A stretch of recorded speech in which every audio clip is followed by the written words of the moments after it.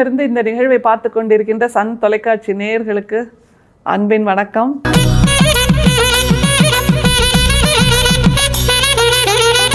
வள்ளல் பெருமான் ஒரு கேள்வியை கேட்குறாருங்க. அது என்னன்னா, பணத்தை நீங்கள் எங்கெல்லாம் வைப்பீங்க? எங்கே வைப்போம்? பர்ஸில் வைப்போம், சட்டைப்பையில் வைப்போம், ஹேண்ட்பேக்கில் வைப்போம். வீட்டில் வைக்கிறதுனா பீரோவில் வைப்போம், லாக்கரில் வைப்போம். ஒரு சிலருக்கு வீட்டிலேயே பணம் என்ற மெஷின்லாம் கூட இருக்கும், இல்லை பேங்க்கில் இருக்க மாதிரி. அந்த அளவுக்கு கோடீஸ்வரர்களாக இருப்பார்கள். இப்படியாக பணப்பெட்டியை நம்ம இப்படியெல்லாம் வச்சுருப்போம், பணத்தை இந்த மாதிரியெல்லாம் வைப்போம். ஆனால் வயிற்று பெட்டி அப்படின்னு ஒன்று சொல்கிறார் நம்முடைய வள்ளல் பெருமான்.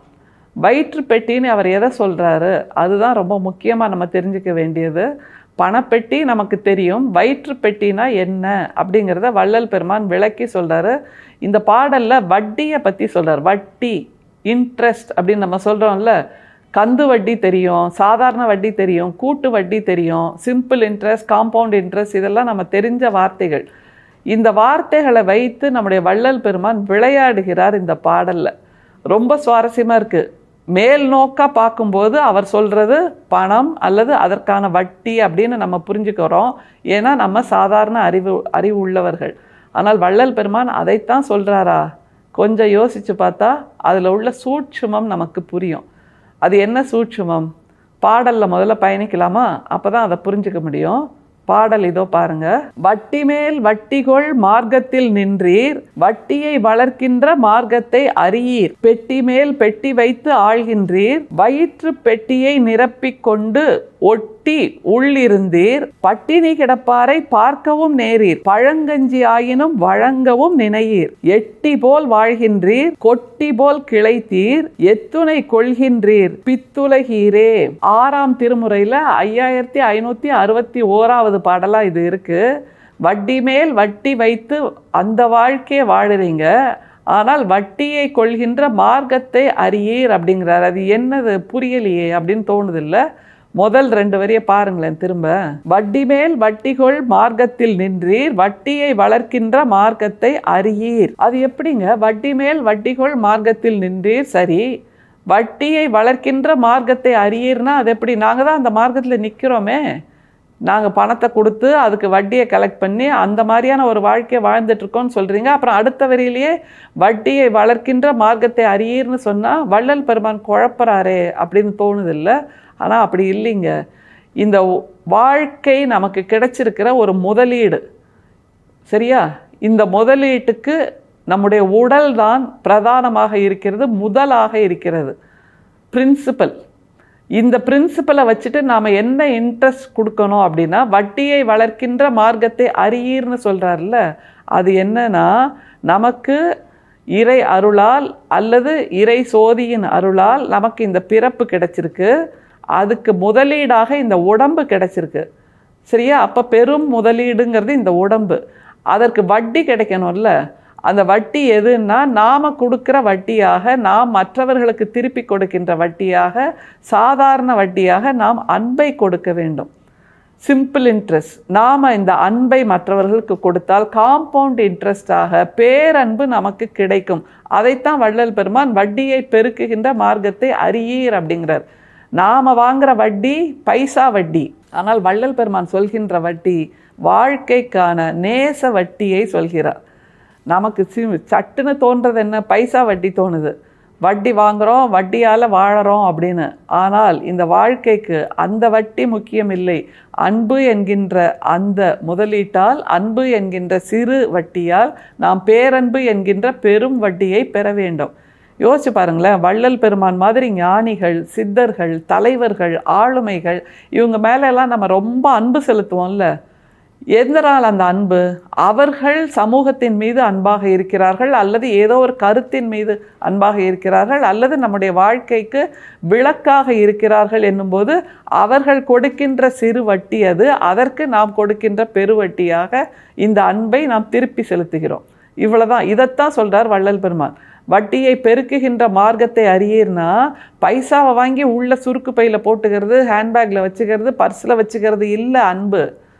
மற்றவர்கள் மீது அன்பை செலுத்தினால் அவர்கள் உங்களுக்கு பேரன்பாகிய கூட்டு வட்டியை கொடுப்பார்கள்.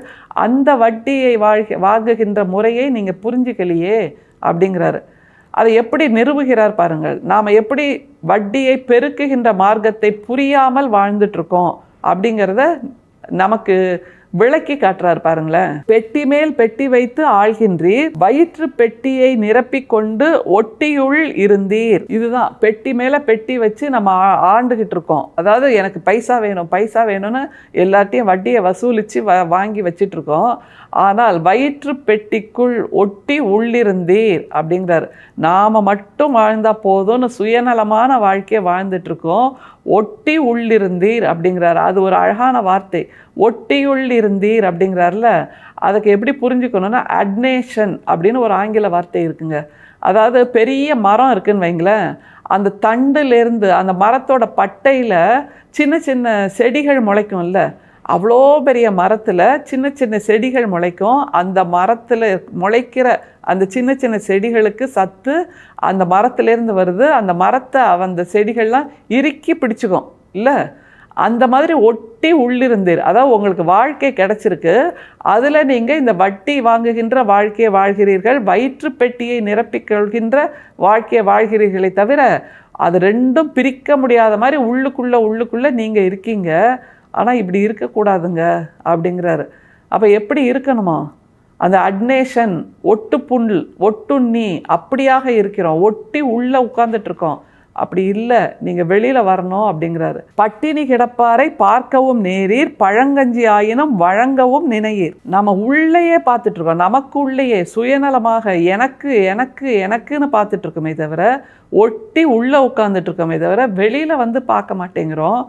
அந்த வயிற்று பெட்டி ஒட்டி போய் இருக்கிற அந்த எளியவர்களை பார்க்க மாட்டேங்கிறோம். பழங்கஞ்சி ஆயினும் கொடுக்கவும் மறுக்கிறோம். அதுதான் பழங்கஞ்சி. ஒருத்தர் பசிக்குதுன்னு கேட்குறாரு, ஆனால் அந்த பழங்கஞ்சி புளிச்சு போய் நாளைக்கு தூர வேணா ஊற்றுவோமே தவிர உனக்கு கொடுப்பதற்கு எனக்கு மனசு இல்லைங்கிற அந்த சுயநல வாழ்க்கையை வாழ்ந்துட்டுருக்கோம். ஒட்டுப்புல் மாதிரி ஒட்டுண்ணி மாதிரினா வட்டி மேல் வட்டி வாங்குறது தான் என்னோட வாழ்க்கையின் அடையாளம் அப்படின்னு வாழ்ந்துட்டுருக்கோன்னா அது தப்பு அப்படிங்கிறார். எப்படி நிறுவுறார் பாருங்க. அடுத்து நம்ம என்ன செய்யணுங்கிறத. எட்டி போல் வாழ்கின்றீர், கொட்டி போல் கிளைத்தீர். இதில் எட்டிங்கிற அந்த வார்த்தை ரொம்ப அழகான வார்த்தை. ஏன்னா எட்டிக்காய் மாதிரி கசக்கிறது அப்படின்னு ஒரு வார்த்தையை நம்ம சொல்கிறோம்ல. உண்மையில் எட்டி மரம் அப்படிங்கிறது ஒரு புனிதமான மரம், விஷத்தை விஷத்தால் முறியடிக்கின்ற ஒரு மரம். அந்த எட்டிக்கு தமிழில் காஞ்சிகை அப்படின்னு ஒரு அழகான பேர் உண்டு. செந்தமிழ் வார்த்தை காஞ்சிகை. ஆனால் இந்த எட்டியோட விசேஷ குணம் என்ன தெரியுமா? அந்த மரத்தோட பட்டை இருக்குல்ல, அது காய் பூ பழம் எல்லாமே பக்கத்தில் தொட்டால் கூட விஷமாக, சுவாசித்தா விஷமாகி நமக்கு உயிர் இழப்பு கூட நேரிடுமா. அந்த அளவுக்கு கசப்பு தன்மை வாய்ந்த அந்த எட்டி மரம் அதனுடைய விஷத்தை வைத்து பெரிய பெரிய பெரிய நோய்களை, விஷத்தால் முறியடிக்கின்ற நோய்களை முறியடித்து கொண்டிருக்கிறது விஞ்ஞானம் என்பதைத்தான் நாம் புரிந்து கொள்ள வேண்டும். விஷத்தை கொண்டிருக்கின்ற எட்டி மரத்துக்கு கூட ஒரு பலன் இருக்குது. ஆனால் நாம் மனசில் விஷத்தை சுமந்துட்டுருக்கோம், மற்றவங்க மீது அன்பு செலுத்தவே இல்லை அப்படிங்கிறாரு.